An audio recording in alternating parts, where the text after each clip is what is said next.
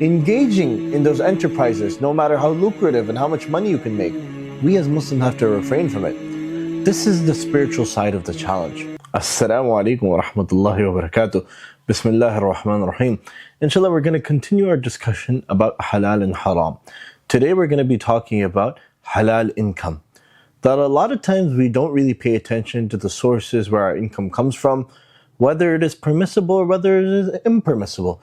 A lot of times we may not even do mashwara. We may not do consultation with our ulama and find out whether the source of our income is permissible or not. And in the Quran it says, do not entrust the incapable among your dependents with your wealth, which Allah has made a means of support for you, but feed and clothe them from it and speak to them kindly. This is from Surah Nisa. From Anas ibn Malik radiallahu anhu, it's related that the Prophet ﷺ said, seeking the lawful is a duty upon every Muslim.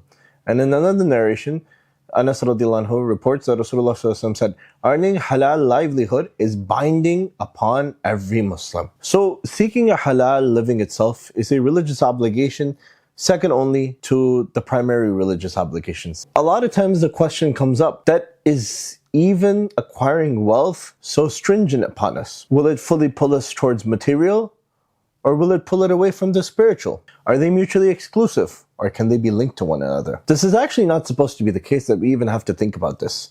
We look at our legacy of our Sahaba, radiallahu ta'ala majma'een, our Salaf al-Salih, so on and so forth. Hazrat Usman radiallahu anhu, the third Khalifa and the son-in-law of the Prophet Muhammad sallallahu alaihi wasallam, and Hazrat Abdurrahman ibn Auf radiallahu anhu, very close Sahabi to the Prophet sallallahu alaihi wasallam, they gave a lot in the path of Allah subhanahu wa ta'ala, enormous amounts. They funded expeditions, they helped tons of poor people out, and they also helped people get married when they couldn't even afford a basic wedding. They were able to do this because they acquired large amounts of wealth. We want to give more charity, we want to accumulate more halal wealth. We got to look into what's right and what's wrong, and what is permissible and what's not. The Prophet ﷺ said, Sadaqah extinguishes sin as water extinguishes fire. And this is in Tirmidhi. He also ﷺ said that Allah offers relief on the Day of Judgment for those who give sadaqah. The believer's shade on the Day of Resurrection will be their charity. So we want to give a lot of charity to gain that pleasure of Allah subhanahu wa ta'ala. The human being, the man and the woman, we're material and spiritual beings. We need both. We can't just sit around and beg for our needs and not really feel proud of ourselves of how we're acquiring our means. But at the same time, we really have to put in hard work and make sure we're getting something which is permissible and it pleases Allah subhanahu wa ta'ala. The problem is not with the money itself, but the love of it. Wealth itself is not completely bad. In fact, the Quran refers to it as your wealth which Allah has made for you a means of support. That we're looking for support from this wealth. We're not trying to make it our primary means of everything. So now the next question becomes, why are we trying to earn halal? Anas ibn Malik radiallahu anhu reported, the paradise is surrounded by hardships and the hellfire is surrounded by temptations. So the second challenge which is going to jump at us is earning a halal or permissible income. That a lot of times people, they get enticed by what is not permissible. Selling impermissible items, using impermissible items, impermissible services, harmful objects, so on and so forth. A lot of times those impermissible or harmful objects are very attractive. People will pressure you into it. People will tell you the virtues of selling impermissible products. I've known some people who are doing fully halal businesses, and their own relatives entice them into entering into impermissible businesses and showing them the lucrative nature of how much they can earn. Heck, people will sell you alcohol. They will tell you that if you sell this alcohol, look at how much money you can bring in. Look at how much business it will bring in. And look, you're not drinking it. You're not doing something haram. Somebody else is drinking it. They're going to drink it anyway. So what does it matter to you? Remember, indulging in that which is impermissible is creating a yellow brick road to Jahannam. And going down that path, which is halal, is hard.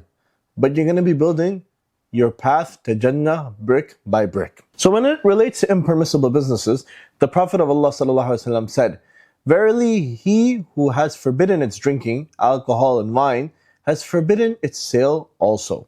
And this is from Sahih Muslim. Interest, gambling, pornography, liquor, sex trafficking, all sorts of these things, they're haram no matter how lucrative the industry is. Engaging in those enterprises, no matter how lucrative and how much money you can make, we as Muslims have to refrain from it. This is the spiritual side of the challenge. That you can make money in those fields. You can make a lot of money in those fields, but it's not permissible. Honestly, society, by the power of shaitan, they make those areas seem broad and halal is very narrow. But actually, the flip is true. Halal is so vast, you can do so much business.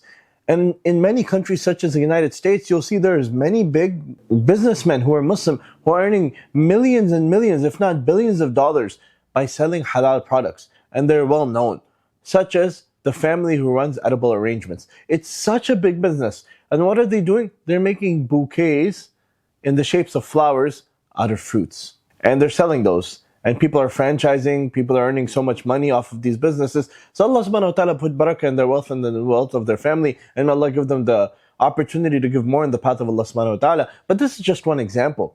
That there's tons of businessmen in the Middle East who are doing huge halal businesses. And they're providing halal services, and they're also helping their workers out. So the halal has a lot in it. You can earn a lot, you can help out a lot, and your income is totally permissible. Ibn Umar radiallahu anhu reported, the Prophet ﷺ said, the lawful is clear and the unlawful is clear. Thus leave that makes you doubt for what does not make you doubt. So we should really be not looking for those gray areas like, oh, what if I do this business? It's not totally haram, but it's not totally halal.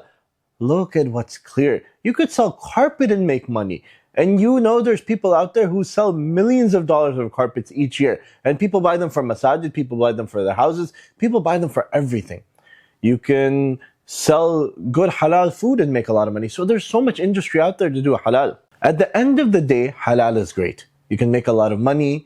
You can spend a lot of good halal money on good causes. You can sponsor orphans, build orphanages, build water wells, provide food to the hungry, provide food to those people who are refugees. But don't let the pursuit of grand amounts of halal wealth even get in the way of your ibadah. Make sure you're praying on time. Make sure you're taking care of your prayers. Make sure you're practicing good manners in your business and outside of your business. And you're performing your other obligations and taking care of your family. And try to stay as far as you can away from the haram businesses and everything.